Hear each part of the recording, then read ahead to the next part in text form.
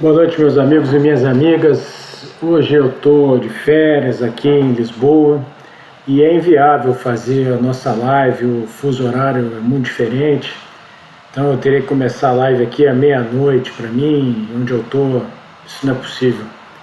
Então, mas eu não queria deixar vocês sem a gente conversar sobre, como a gente sempre faz, sobre os principais assuntos geopolíticos do momento. Então, já peço que vocês deixem seu like, divulguem esse vídeo, deixem as perguntas aí nos comentários, que eu, na medida do possível, vou respondendo, ou no próprio chat, ou então gravo um rápido vídeo para falar de algum assunto que vocês queiram, nas possibilidades aí, nessas minhas férias, que estão sendo muito boas aqui no Velho Continente. Recomendo muito para quem tiver oportunidade, poder via Portugal. É um país maravilhoso, tem muitas coisas muito bacanas para serem vistas por aqui. Tá bem, meus amigos e minhas amigas? Então, como sempre, é um grande prazer falar com vocês. Espero que esse vídeo aí ajude a gente a manter esse nosso encontro das segundas-feiras. Bom, então vamos ver aqui os principais assuntos que eu separei para a gente conversar, né? Bom, o primeiro é esse aí. O presidente, hoje saiu uma notícia no Moscow Times repercutindo a notícia que saiu num jornal sul-africano, dizendo que o presidente Putin poderia ser preso, né, se comparecesse à cúpula dos BRICS, que vai acontecer em agosto na África do Sul. Então, em agosto vai ter uma reunião com a presença dos presidentes da China, do Brasil, da Índia, da própria África do Sul, e se esperava da Rússia. Seria muito bom para o presidente Putin ir nessa reunião, seria um tento importante, né, da sua política externa, mostraria que ele não está isolado. Mas, como vocês sabem, o Tribunal Penal Internacional decretou a prisão do presidente Putin para investigação de possíveis cometimentos de crime de guerra relacionados àquela extradição forçada de crianças ucranianas para a Rússia durante a guerra. A Ucrânia é signatária do Tribunal Penal Internacional. A Ucrânia não, desculpem. A África do Sul é signatária do Tribunal Penal Internacional. E por acordos e pela própria legislação interna da África do Sul, caso alguém com mandato de prisão compareça no território sul-africano, o país seria obrigado a prender essa pessoa. Então o presidente Ramaphosa tinha pedido para que esse assunto fosse esclarecido pelos seus assessores, e foi essa a conclusão, segundo o jornal, dos seus assessores, que o presidente Putin deveria ser preso se fosse ao território sul-africano. É claro que isso causa uma saia justa, né, nas relações internacionais entre a África do Sul e a Rússia. Estão havendo contatos de alto nível entre os dois governos, mas isso mostra o tamanho do constrangimento que o presidente Putin está passando, também em razão dessa ordem de prisão do Tribunal Penal Internacional. Então, vamos ver como é que a África do Sul vai resolver o problema, como é que a Rússia vai resolver esse problema. Eu acho que o presidente Putin, no final das contas, não vai ter condições de visitar a África do Sul na cúpula dos BRICS em agosto. Vamos ver se isso vai se confirmar, né? Bem, a outra notícia que eu separei é uma notícia do Washington Post. Dentre aqueles documentos que vocês se lembram que vazaram, uma série de documentos de inteligência que vazaram lá nos Estados Unidos, né, numa base da Guarda Nacional, da aviação da Guarda Nacional, por um jovem de 21 anos. Um desses documentos era uma avaliação feita pelos norte-americanos de que países, né, nações do chamado Sul Global, né, estavam procurando uma posição de maior independência em relação aos Estados Unidos nessa crise com a Ucrânia. Então, evitando um alinhamento direto com os Estados Unidos, evitando participar das sanções, né? E dentre esses países, no documento está citando nominalmente Índia, Paquistão, Brasil e Egito. Na parte referente ao Brasil, então se fala, né, que o Brasil recebeu os navios. Na época, o documento é anterior à chegada dos navios iranianos aos portos brasileiros, mas já havia expectativa da visita. Então se falava nessa visita, no recebimento de navios da marinha iraniana em portos brasileiros, inclusive com a realização de uma cerimônia por parte da marinha brasileira, dentro desses navios iranianos, uma cerimônia que é praxe, né, que acontece com todos os navios de bandeira estrangeira que aportam no território brasileiro, nada demais nisso aí. A ida do presidente Lula à China, a visita do chanceler Lavrov ao Brasil, então uma postura de busca de uma maior independência do Brasil, mas não só do Brasil, também da China, também da Índia, também do Paquistão, também do Egito. E esse documento de inteligência avalia, inclusive, que esses países vão procurar buscar vantagens, né, nesse relacionamento, nessa disputa, querendo angariar vantagens de parte a parte. Então é uma percepção importante, né, da gente acompanhar, e isso mostra que cada vez mais o Brasil, mas não só o Brasil, a América Latina e o chamado Sul Global, vão ser palco dessa disputa hegemônica cada vez maior entre Estados Unidos e China, em território brasileiro, mas não só em território brasileiro, também em território sul-americano, latino-americano, africano e do sudeste asiático, de países centro-asiáticos, Oriente Médio. Então uma disputa cada vez maior por influência desses dois países e também por influência russa. Então é interessante salientar a preocupação das autoridades de inteligência americanas com esse assunto, vazado então no documento de inteligência. O Paraguai fez eleições presidenciais ontem, né?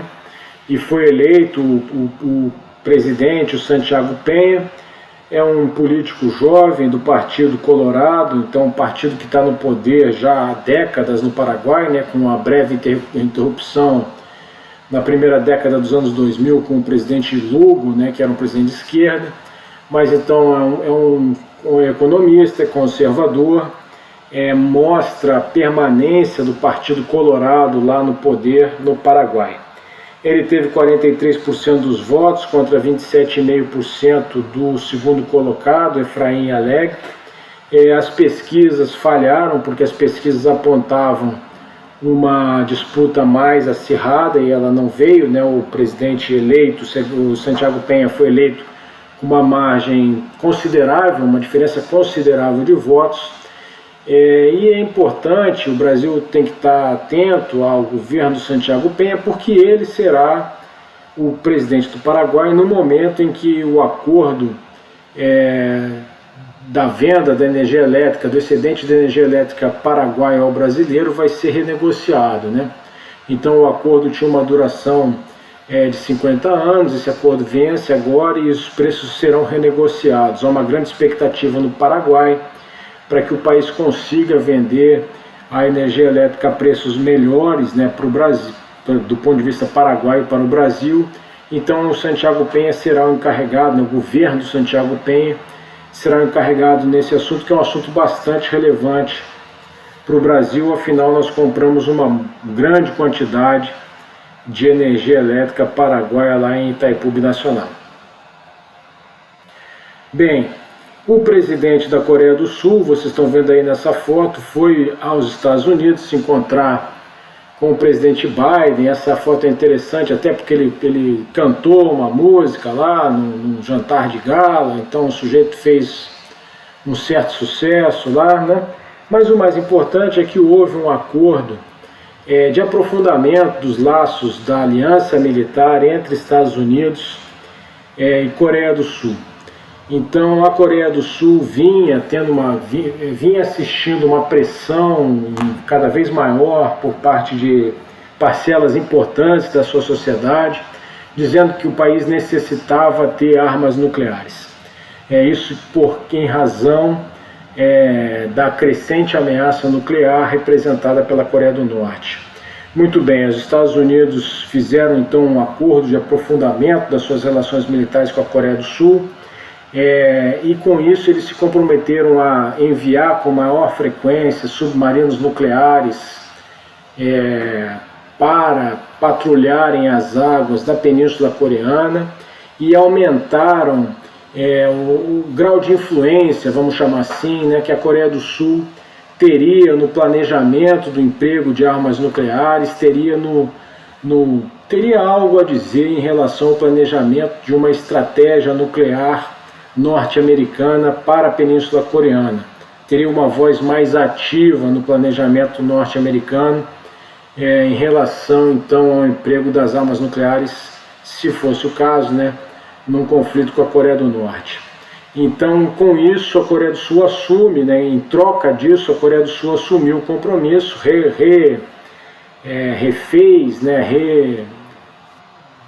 reforçou o seu compromisso de não produzir, nem comprar, nem adquirir de outra forma, não ter armas nucleares próprias. Mas isso mostra um aumento cada vez maior das tensões na Península Coreana, na região do Indo-Pacífico, o aumento do chamado dilema de segurança, a intensificação do dilema de segurança, em que um país percebe uma ameaça no outro e por causa disso se arma, e, em consequência esse outro também percebe a ameaça e também se arma, numa corrida armamentista que é chamada pela teoria de relações internacionais de dilema de segurança. Então o caso da Coreia do Norte e da Coreia do Sul é um excelente exemplo disso, A China, evidentemente, protestou contra esse aprofundamento da aliança entre os Estados Unidos e a Coreia do Sul, dizendo que isso agrava as tensões, que isso agrava as ameaças de emprego do armamento nuclear na Península da Coreia. Bem, a crise no Sudão permanece, então já vamos aí para a terceira semana de crise, nós já falamos sobre isso na última live, 2 semanas atrás, Então, esses dois generais, o Abdel Fattah al-Burhan, que é o comandante das Forças Armadas, e também o presidente da República, o presidente de fato, e o general chamado de Hemedti, que é o presidente da força, que é o comandante da Força de Ação Rápida, e vice-presidente, os dois estão numa disputa pelo poder. As duas facções então estão em conflitos graves. Vocês viram na imprensa aí a evacuação que vários países promoveram de seus nacionais, inclusive a China mandou um navio para retirar 270 e tantos chineses, mais 200 e tantos paquistaneses, inclusive 6 brasileiros foram retirados também no navio chinês. Vocês viram britânicos, norte-americanos, então uma série de países retirando seus nacionais do Sudão, em razão da grave crise que o país está vivendo. Então serviços essenciais foram afetados, abastecimento foi afetado, a população está fugindo da guerra, então uma crise migratória em relação ao vizinho Chad. Então o Chad tem recebido muitos fugitivos, sudaneses da guerra. Então o Sudão vive um momento de grande instabilidade, com grande preocupação das Nações Unidas sobre as graves consequências dessa crise. O Sudão é um país importante no norte da África e está vivendo momentos muito conturbados, e nós temos que acompanhar de perto esses acontecimentos.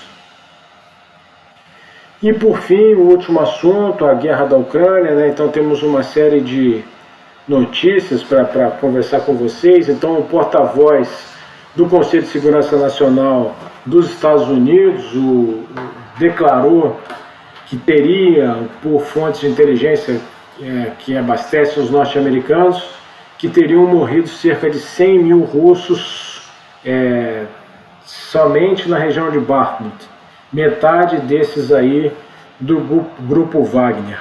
É claro que nós não temos como confirmar essas mortes, mas isso bate com declarações de hoje do Yevgeny Prigozhin, o chefe do grupo Wagner, reclamando que eles não recebem as granadas de artilharia necessárias, que eles precisariam receber 80 mil tiros por dia, recebem 800 tiros por dia, e que isso tinha multiplicado por 5 as vítimas fatais do grupo Wagner, porque se eles, segundo o Prigozhin, se eles recebessem a quantidade de munição necessária, as baixas seriam 5 vezes menores do que efetivamente foram. Então o próprio Prigozhin também declara que, se continuar essa escassez de munição, talvez o grupo Wagner tenha que fazer um retraimento da região de Bakhmut. Os generais ucranianos alegam que os combates têm sido muito difíceis, mas alegam também que têm recuperado algum terreno em Bakhmut. Então, para quem nos acompanha todas as segundas-feiras, sabe, né, que nós estamos falando sobre Bakhmut há muito tempo. Há muito tempo que os russos ameaçam tomar essa cidade, há muito tempo que essa conquista completa não acontece. Bem, a Rússia fez uma nova leva de ataques nessa campanha de isolamento aeroestratégico, né? Os russos alegam que estariam alvejando depósitos de munição, né, alvos militares. Os ucranianos, como sempre, alegam que os alvos são indiscriminados, que são alvos civis. Os ucranianos alegam que teriam abatido vários mísseis, mas alguns teriam passado nessa última leva, um ataque que aconteceu durante a noite, levando mais uma vez a vítimas fatais civis ucranianas, né? Em contrapartida, na verdade, esses ataques foram uma reação, né, a um ataque importante que a Ucrânia fez com drones, usando inclusive uma técnica chamada enxame de drones, né, vários drones ao mesmo tempo, que atacaram um depósito de combustível importante russo na cidade de Sebastopol, na península da Crimeia. Então, um ataque importante que afeta um depósito importante de combustível dos russos. Então, os russos teriam feito essa leva mais intensa de ataques na madrugada de ontem para hoje na Ucrânia, em resposta a esse ataque a Sebastopol. Mas os ucranianos também realizaram ataques de sabotagem contra um trilho de trem na cidade de Briansk, próximo à fronteira com a Ucrânia, descarrilando um trem de carga. Também houve ataques a uma linha elétrica russa. Então a Ucrânia fazendo ataques e ações de sabotagem, ações nas linhas de retaguarda russas em território russo. Então é interessante notar um aumento desse tipo de atividade, muito provavelmente conduzida, quase certamente conduzida por elementos de forças especiais ucranianas ou por elementos russos mesmos, evidentemente que treinados por ucranianos, né? O Papa Francisco deu uma declaração para repórteres quando voltava de uma visita à Hungria, dizendo que o Vaticano está participando de negociações de paz, mas que essas negociações de paz não poderiam ser divulgadas ainda porque seriam secretas nesse momento, né? Então não se sabe, não se tem maiores informações sobre essas negociações de paz, mas se o Papa falou, provavelmente é verdade. O Vaticano deve estar tentando fazer negociações de paz, embora eu pessoalmente não acredite que não há nesse momento, antes da tão falada, né, contraofensiva ucraniana, que deve estar para ocorrer aí em maio. Vamos ver se realmente vai ocorrer. Antes disso, antes dessa tentativa ucraniana de empurrar os russos para fora do seu território, eu não acredito em nenhuma possibilidade de negociação de paz, como eu já falei com vocês, como nós já conversamos em muitas outras oportunidades. Então, como vocês podem ver no mapa, a frente continua estável, né, muito pouca mudança nas frentes de combate nesses últimos tempos aí na guerra da Ucrânia. Tá bem, pessoal?